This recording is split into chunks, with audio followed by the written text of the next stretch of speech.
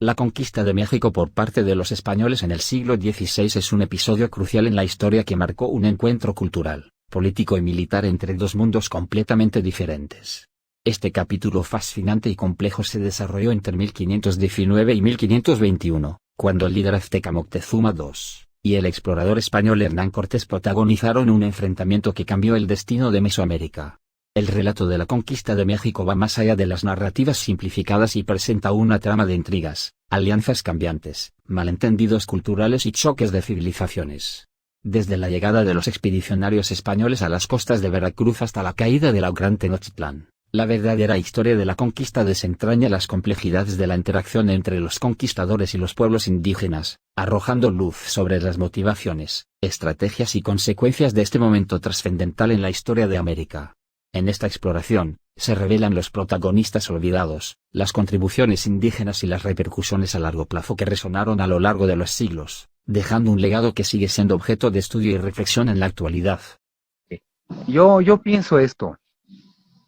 Primero, es una obligación nacional de todo mexicano saber dónde vive, dónde está parado, cuál es el epicentro donde se desarrolló, es decir, su casa, su tierra. Eso debería ser una obligación nacional, no tan solo porque el gobierno o la educación te lo diga, sino tú mismo por tu intuición, por tu familia, por tu tierra, por tu casa, por tus hijos. Debería ser una obligación nacional saber qué significa ser mexicano. A ver, pregúntale a cualquier mexicano qué significa ser mexicano. No saben, ¿verdad? Entonces luego, nosotros que somos el núcleo social, deberíamos presionar con nuestros actos, con nuestras propuestas. El propio gobierno tiene que cambiar, tiene que mostrar una historia verdadera. Mira, la educación en México instruye, pero no educa. Sí instruye, pero para joder al prójimo, pero no educa, porque enseñan a que seas el mejor, pisoteando al hermano, pisoteando al otro estudiante, ¿verdad? Y más las escuelas particulares porque pagan, entonces hasta los maestros se tienen que hacer sumisos ante los alumnos porque son hijos de gente que paga. Entonces, esa es una. Otra, pues que no alcanzan a ver con sus propios ojos toda la grandeza que tenemos como país. Ríos, lagos, mares, bosques, nieve, desiertos, pluviselvas, mares, pantanos, oro, plata, petróleo y encima los mexicanos, ¿verdad? Pero no sabemos nada de eso. Y ya no te hablé de la cultura, del legado cultural filosófico, astronómico, místico, guerrero. Cabrón, tenemos todo para ser los mejores, por lo menos para nosotros mismos, ¿no? Entonces debe ser una obligación nacional. No puedes ser un ciego si naces en un pueblo tan bonito. No puedes ser ciego y oídos sordos si estás viendo unas maravillas. Digo, ahí en Morelos tienen a Xochicalco, tienen a Teopanzolco, tienen Tepoztlán, ¿no? Hay muchos, Tlayacapan, etcétera, etcétera, ¿no?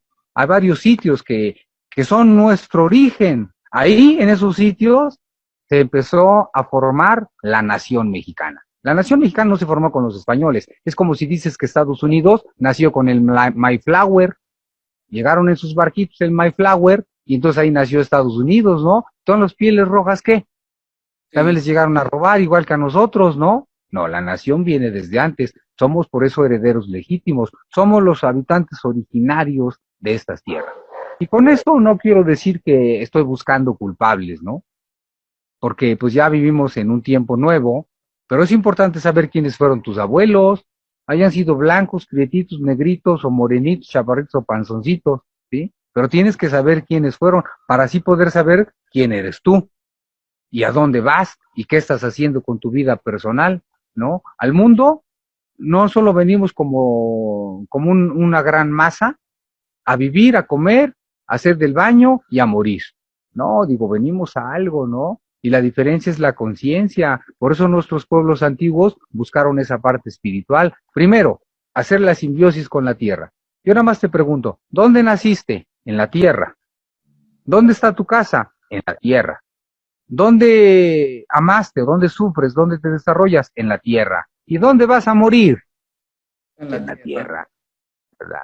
El epicentro de lo que somos. Nuestra madre espiritual, la que todo nos da, y por ahí debemos empezar, por cuidarla, por quererla, y en la medida en que tú escupes a la tierra, te escupes a ti mismo. Lo que le hagas a ella, te lo haces a ti mismo. Entonces hay que quererla, hay que amarla, ¿no? Y ahí empiezas amando la tierra, amando a tu madre, amando a tu hijo, amando tu entorno.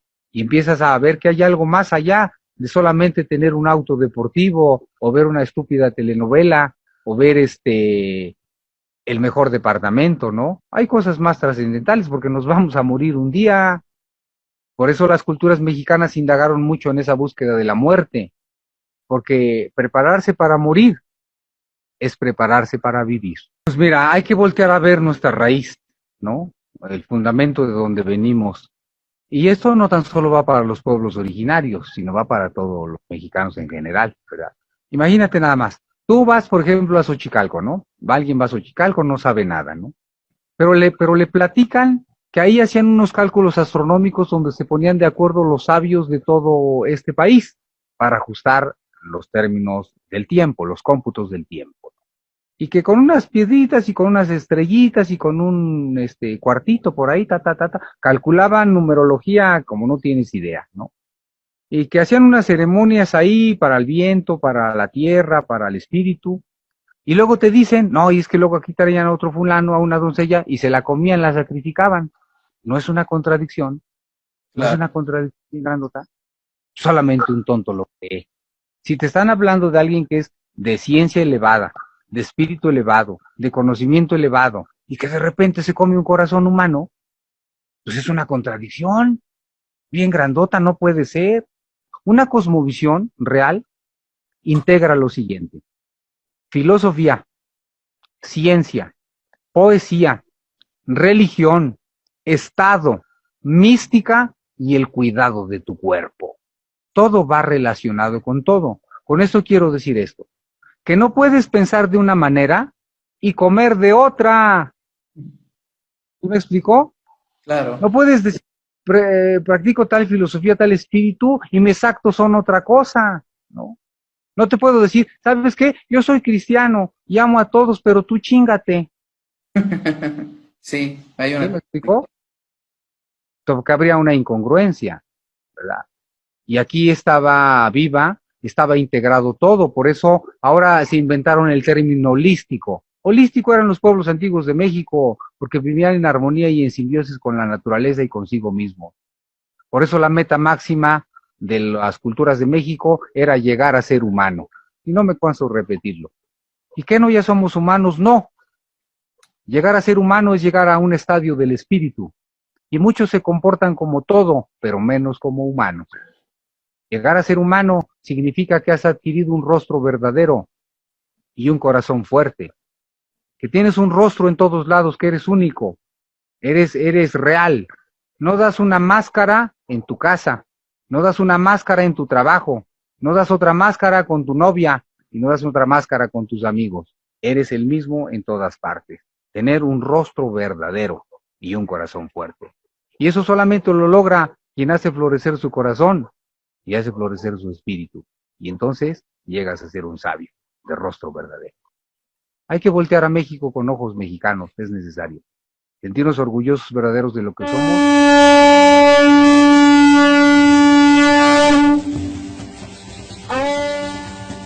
¿Cómo me podés explicar todos esos sacrificios que hacían tus ancestros? Solamente son en los dichos de los frailes españoles que llegaron a México y que escribieron 50 años después de la caída de estos pueblos. Debes de saber esto. No existe en México ni en este continente una escultura, un tallado, un relieve donde se represente un sacrificio humano. 2. Ningún español vio un sacrificio humano. Dicen que todo fue de oídas, que dicen que dijeron que decían. Ahora vamos a la parte científica. Si nosotros analizamos nuestra anatomía, aquí tenemos un hueso. Para algunos es un cartílago, se llama esternón, y es durísimo. Cuando hace años este corazón se operaba a pecho abierto, se tenía que serruchar este hueso con una sierra eléctrica. la famosa circular. Unos mazos para romper, unas pinzas para abrir y el forceps para fijar. Entre tendones, músculos, arterias y ligamentos, la operación tardaba entre 5 y 20 horas. Ahora vamos al otro lado, a lo que tú dices, los sacrificios que cuentan. Con un cuchillo de vidrio, que es la obsidiana o el pedernal, romper un tórax como si fuera una sandía es una falacia biológica. El sacrificio humano es un invento europeo católico para justificar los crímenes que se vinieron a hacer a estas tierras. Y yo les pregunto a los mexicanos o a la gente inca, ¿no? En el caso de México, ¿dónde están los aztecas? ¿Dónde estaban los aztecas? Ahora ya no existen. Hay otras personas ahí. Fueron eliminados, exterminados de la faz de la tierra. ¿Dónde está la gente inca, que era heredera de esos lugares, por así decirlo? ¿Dónde están? Exterminados de la faz de la tierra. Entonces es muy fácil hablar de alguien que no está y argumentar que sacrificaban o que eran salvajes para yo tener la ventaja de decir, pues lo hice con todo derecho, ¿no? Yo creo que hubo una intolerancia, para empezar, religiosa, un etnocentrismo y unos genocidios tremendos, ¿no? Que no los quieren reconocer hasta la fecha, ¿verdad? Porque pues entonces sería ilegítimo el poder que tienen ahora, o la economía que tienen ahora sería ilegítima, ¿no? Allá se asustaron, porque en Auschwitz tenían montones de cadáveres de judíos, aquí eran millones. Exterminaron una población de 30 millones de habitantes. Y a decir, venimos y los descubrimos, ¿no? Nosotros vamos a Europa y vamos a descubrirlos, ¿no? Aquí había autoconocimiento, ¿no? La gente sabía de sí misma. Ahora llegan a Veracruz, Río Grijalva, y que los indígenas eran tontos para no saber cómo se llamaba el río, o Mar de Cortés, ¿verdad? Nueva España. No, aquí no se llamaba Nueva España, aquí se llamaba Náhuac. Entonces, desde ahí empiezan a cortar tu autoconocimiento y tu raíz, ¿verdad? Y fíjate nada más, quien logró la independencia de este país y quien hizo la revolución de este país fueron los indígenas, o los mal llamados indígenas o indios, como dices, ¿no? Y después de que se ganó la independencia, todos estos grupos fueron olvidados, nomás los agarraron de carne de cañón, ¿verdad? Y después otra vez los que estaban en el poder, los criollos, se volvieron a instalar.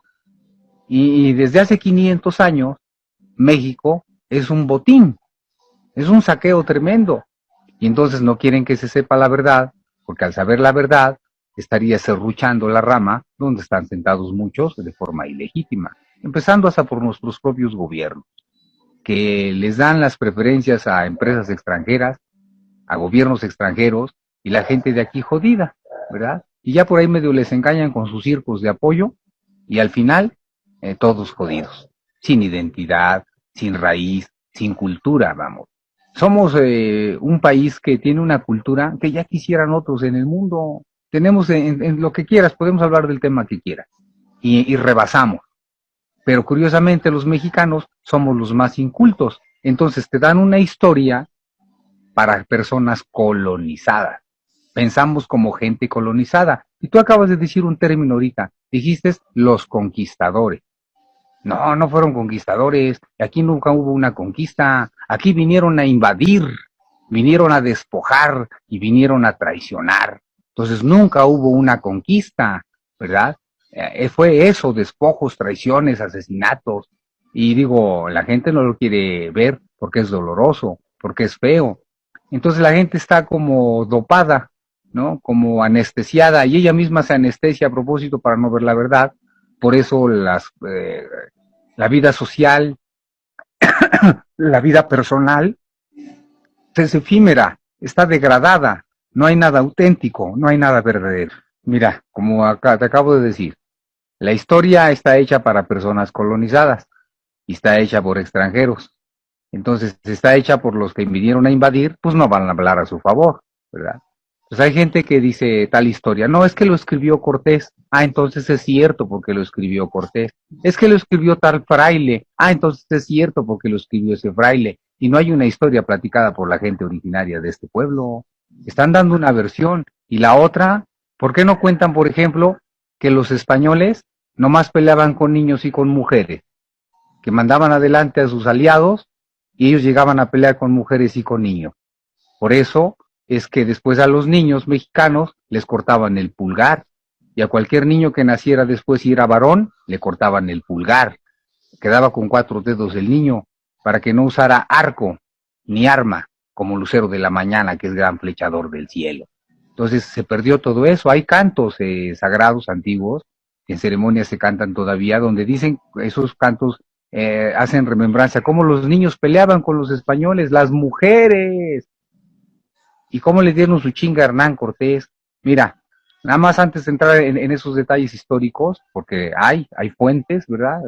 Fidedignas, que denota la verdad, ¿verdad?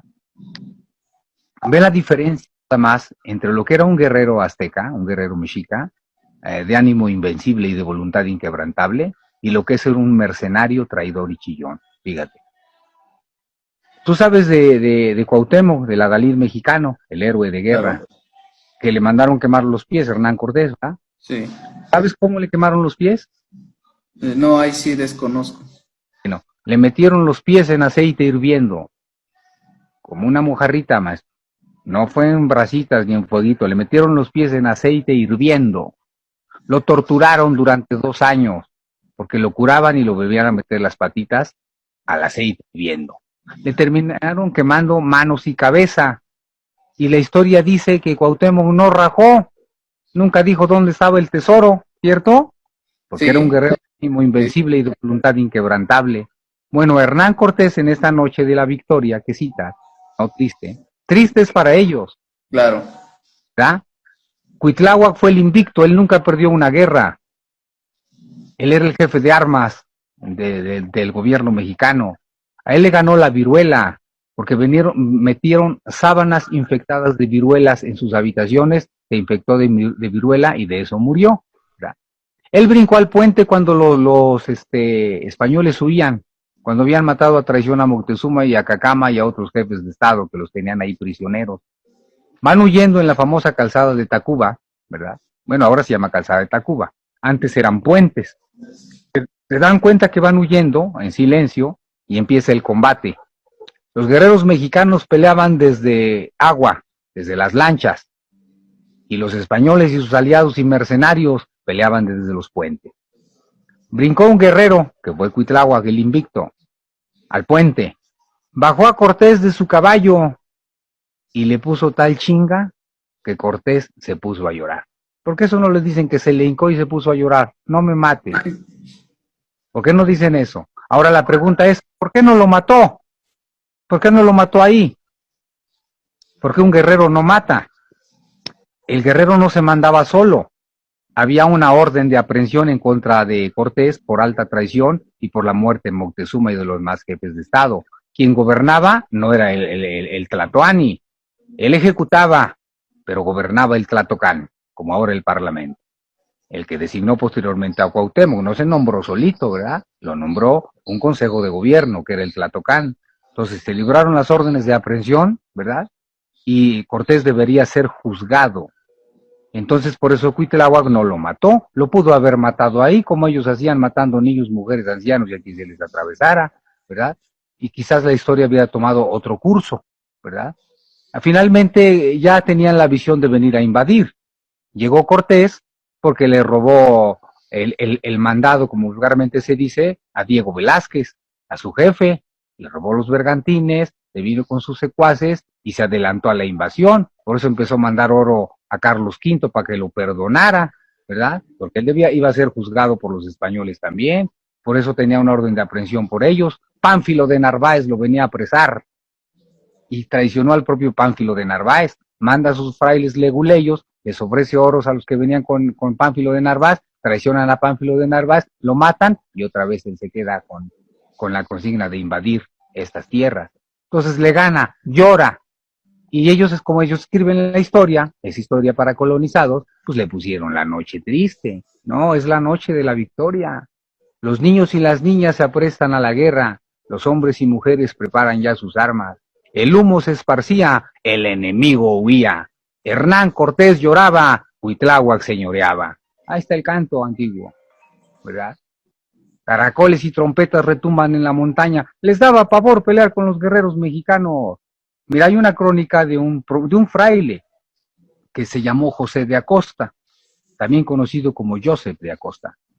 Él en sus historias dice que le daba gallardía al encuentro, mejor dicho, le daba gallardía ver un combate de un guerrero con otro. Le daba gallardía al encuentro que un guerrero águila o jaguar, desafiara a 20 guerreros. Y era causa que uno o dos de estos guerreros desbarataran un ejército que enfijado el pie en un sitio no bastaba moverlos de allí 100 hombres a 2 guerreros mexicanos. Y entonces la gente piensa que los españoles llegaron como Rambos, acabando con todos los guerreros de este país. Pues no es cierto, fueron traiciones. Y ellos peleaban nomás con mujeres, niños y ancianos. Ellos peleaban al final. Ellos nunca pelearon en encuentros directos con los españoles, con los mexicanos. Cuando tuvieron encuentros directos con los guerreros aztecas, perdían. Un solo guerrero, la famosa historia de Citlalcatzin, que después de que los vencen de esa famosa noche de la victoria, él los va persiguiendo. Un solo guerrero, Citlalcatzin, un capitán, no lo podían vencer a un guerrero. Le tenían pavor porque se disfrazaba, salía con su atuendo de oro, de repente con jade, con plumas, de repente con manta, se disfrazaba de muchas formas, le tenían pavor a Citlalcatzin, un solo guerrero, y nomás a puras pedradas. Somos herederos de culturas milenarias. Es una pena que los mexicanos no sepamos mucho al respecto, por tanta globalización, por tanta ideas, modas que traen de otros lados, y ahora pues hasta con las pandemias, ¿verdad?, que encierran a todo mundo y la gente tiene miedo, pero pues miedo de qué, hombre, de todas maneras vamos a morir un día, pero creo que hay formas de vivir y creo que también hay formas de morir. Entonces no tengan miedo, coman bien, nútranse bien, tengan un ánimo elevado, ¿verdad? De hecho yo tengo un lema que es ánimo invencible y voluntad inquebrantable. Eso ayudó mucho a nuestros ancestros a llegar a cumplir sus metas, no tan solo sociales, sino también personales. Venimos a un propósito, y dentro de ese propósito pues es honrar la vida, compartir el conocimiento, para que juntos, como núcleo social, vivamos una visión más auténtica de la vida misma. Yo creo que en la vida todos buscamos algo, y es estar bien en todos los sentidos. Estar sanos, estar plenos, resolver lo que tenemos que resolver de forma personalísima, pues que nos va a llevar a una tranquilidad y una armonía, pero sobre todo pues compartir todo eso con nuestros coterráneos, con nuestros congéneres. Es bien fundamental porque ahora en estos tiempos en que se controla todo, y insisto, con la pandemia, se hace como robotizado todo, se deshumanizan las personas, y yo creo que debe ser al revés. Tenemos que acercarnos cada vez más, ¿verdad? Tenemos que ser más fraternos, tenemos que tendernos la mano para contrarrestar estos tiempos de oscuridad. Hay gente que se muere de puro miedo y de pura angustia, y nosotros que somos herederos de culturas que no tan solo eran guerreros, eran chamanes, eran sabios, eran artistas, mujeres que eran parteras, etcétera, ¿no? Entonces, si nosotros somos herederos de eso, nos espantamos a la primera, pero eso sucede porque la gente, discúlpenme, sabe más de fútbol, sabe más del idiota de Superman, de otro país, pero no saben de su tierra. Entonces no la valoran, no se valoran a sí mismos. Para mí es un honor ser mexicano, es un orgullo bien grandote, porque he tenido la oportunidad de estar en algunos otros sitios, y de verdad que México es un país único en todos los sentidos, ¿verdad? Y no aprendemos a valorarlo, aparte lo destruimos, lo lastimamos. Yo me pregunto a veces qué destino le espera a nuestro país. Y yo creo que nuestro país merece otro destino, pero todos tenemos que contribuir a él, como en una cosmovisión, ¿no? Cada uno tiene que poner su granito de arena, y desde su propia trinchera, pues hay que ayudar a nuestra tierra, hay que ayudar a nuestra patria. El gobierno no va a resolver las cosas, ni va a venir la ONU, uno mismo lo tiene que hacer por sí mismo. Eso se llama fuerza de voluntad. Pero ahora los mexicanos, en lugar de voluntad, tenemos fútbol y tenemos la fe, y a la Virgen de Guadalupe. Discúlpenme, pero todas esas cosas nos atrasan, nos detienen, nos quitan la acción, nos quitan el dinamismo, y nos quitan concretar en nuestra propia proyecto de vida. Entonces hay que volver a los orígenes, es fundamental. Hay que volver a la tierra, ¿no? Ahora ya la gente quiere sembrar, quiere poner semillas orgánicas. Pues digo, pues ya es tiempo, ya debieron haberlo hecho desde hace mucho, ¿verdad? Si no ayudamos a nuestra madre, ¿y quién es nuestra madre? Pues la tierra. En la tierra nacemos, en la tierra crecemos, en la tierra amamos, en la tierra sufrimos, en la tierra vivimos y en la tierra morimos. Ese es nuestro epicentro. Que antes de que hubiera leyes en favor del medio ambiente, los pueblos originarios tenían normas bien estrictas para preservar los ecosistemas. Pena de muerte a quien matara a un quetzal, simplemente, o a quien matara sin ton ni son animales, cazándolos por placer. Antes se cazaba para comer, no por placer. Pero en fin, han cambiado los tiempos. Entonces es necesario volver a esos orígenes, no tan solo, fíjense, el maíz, ¿verdad? Estoy con un amigo que viene de Pachilo, de esas regiones. El maíz es un invento humano, mexicano. Es un cereal que fue modificado con ingeniería agronómica. Hubo otros tipos de maíz antes de llegar a esta calidad de maíz que tenemos. La gente que comía trigo, arroz, domesticaron la planta. Aquí se hicieron hibridaciones. Y los vestigios más antiguos de maíz que han encontrado es de hace 10,000 años. Entonces ya había ingeniería agronómica en esa época. Entonces tenemos que regresar a los orígenes. Ahora el maíz es transgénico, imagínense nada más. Y el productor o el inventor del maíz, que es México, México tiene que importar maíz de Estados Unidos o de otros lugares. Pues debería ser al revés, ¿no? Pero la gente está más preocupada por la moda, por el ferrocemento, por el auto último modelo. Digo, pues a lo mejor están bien esas cosas, las ofertas del tiempo, pero hay cosas que son más fundamentales, que son más de esencia. Si no, ¿a qué venimos a la vida? No somos animalitos ni somos robots. Tenemos una conciencia, ¿no? Y la conciencia hace la diferencia de todas las cosas. Y esa conciencia es la que nos insta a actuar, la que nos insta a soñar, la que nos insta a concretar ese sueño. Y como digo, a compartir. Yo no digo que soy un hombre perfecto porque no lo soy. Aparte sería aburrido ser perfecto, ¿verdad? Tengo errores y es cierto, los acecho, los veo y trato de ya no tenerlos. Porque finalmente la vida es un crecimiento y es una experiencia. Y quien sepa aprovechar las experiencias bonitas y feas, pues empieza a crecer. Porque hay una asimilación y aprende uno a tener sobriedad. Pero por encima de todo eso, pues hay que ser humildes y agradecidos por respirar. Yo no soy un hombre de fe. Yo a mí mismo me considero un hombre de hechos, un hombre de acción. Lo que pienso, lo hago. Como decimos en México, diciendo y haciendo. Prefiero la experiencia y no la creencia. Hay una diferencia abismal entre creer y vivirlo. La acción, los hechos. No me digas que me quieres. Demuéstralo, demuéstralo. Esa es la acción, ese es el hecho. Y sin que digas nada, puedes decir mucho, haciendo las cosas. Yo te conocí a partir de un vídeo en el que hablabas de la impecabilidad. ¿Me podrías explicar qué es la impecabilidad? Ser impecable es ser de una pieza. Eso significa que como piensas, tienes que vivir. Como piensas, tienes que comer. Como piensas, tiene que ser tu vida completa. Es ser verdadero. Las pruebas siempre están a la vuelta de la esquina. Uno dice ser el mejor caminador y a la vuelta de la esquina empiezas a cojear. Parte de ese concepto llevaba a las personas a adquirir un rostro verdadero. ¿Y por qué digo esto? Porque que no tenemos un rostro, no, tenemos máscaras. Máscaras para todo. En la casa, con los amigos, con los hermanos, con la novia, con el trabajo. Pero no damos rostros verdaderos. Escondemos, guardamos. Y entonces parte de esa impecabilidad es eso. Adquirir un rostro verdadero. Que también significa ser un tolteca. El que dialoga con su propio corazón. Yo creo que cualquier conocimiento del mundo está a la disposición del ser humano para su propia trascendencia. Sino qué chiste tiene tanto conocimiento, nada más así como eruditos o como ratas de biblioteca. Hay que vivirlo, hay que vivirlo. Tú mismo ahora que viajas tanto, ¿no? Podrías leer libros y libros y libros y libros y enciclopedias de los lugares. Qué diferente es ir a ellos, ¿no? Y vivir y estar con la gente, el camino, la selva, el frío, el calor, el alimento. Es otra cosa la experiencia. Y la experiencia pues te va a normar el criterio. Entonces ya no va a ser creencia.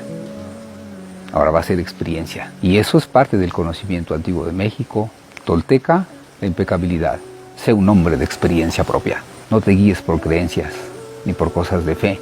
Tú vívelo, experiméntalo y ya después hablamos. La experiencia es mi mayor patrimonio, es mi mejor capital, por eso estoy aquí. Porque esa experiencia se va a ir contigo, va a quedar marcada energéticamente en tu ser, te va a acompañar a donde quiera que vayas. Sea que sí o sea que no, existan otras formas de vida, te van a acompañar. Esa es parte, yo creo que de nuestros elementos, ¿verdad? En esta vida, para poder ser comprensivos, para poder comprender. Porque comprender es muy difícil, ¿eh? La palabra se oye fácil, comprender, pero llegar a comprender cambia la vida. Dijera un poeta mexicano que se llamó Nezahualcóyotl: al fin lo comprende mi corazón. Escucho un canto y veo una flor. Que no se marchiten, que no se marchiten. Comprendió que se iba a morir. ¿Acaso en vano venimos a vivir, a brotar sobre la tierra? Ahí está. Dejemos al menos flores, dejemos al menos cantos. Así es. Es de él, ¿no? Es él. Dejemos al menos flores y al menos cantos, porque quizás allá, en el otro lado, en la región del misterio, se acabarán las flores y se acabarán los cantos. Pero aquí en la tierra, nadie puede acabar con las flores y con los cantos. Al fin comprendí. No sabía que era por eso. ¿Ya ves? ¿Ya viste por qué?